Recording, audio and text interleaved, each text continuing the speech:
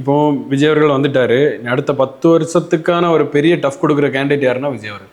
அப்ப இவர் கூட வந்தா இல்ல நான் என்ன சொல்லினா கூட வந்தா ஆக்சுவலா வந்து இப்போ இன்னைக்கு நீங்க வேணா புக் மார்க் வேணா போட்டுக்கோங்க எல்லாரும் சொல்லிய மாதிரி தான். இனி அடுத்த விஜய் வந்து சாகிறது வர விஜய் தான் சிஎம், மாற்று கருத்து இல்லை.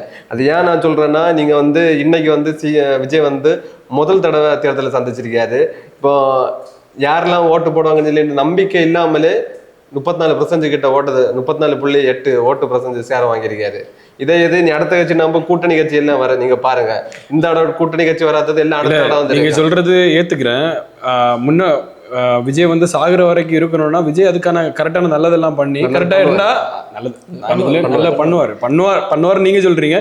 பட் வாட் எவர் எந்த கேண்டிடேட்டா இருந்தாலும் 5 வருஷத்துக்கு ஒரு வாட்டி மக்கள் முன்னாடி வந்து நிப்பாங்க. அவங்க என்ன பண்றாங்கிறத அசஸ் பண்ணிட்டு அதுக்கேற்ற மாதிரி ஓட்டு போடுங்க. ஒரு தலைவர் இல்ல அவங்க கட்சியில நீங்க சொல்றது எல்லாமே கரெக்ட் தான். அது வந்து மக்கள் தேர்ந்தெடுப்பாங்க. நான் என்ன சொல்றேன்னா, சாகுற வரைக்கும் இருப்பாருன்றது ஒரு கான்ஃபிடன்ட் இருக்கேன்னா அவர் நல்லது பண்ணுவார். கான்ஃபிடன்ட்ல பண்ணா மக்கள் உட்கார வைப்பாங்க.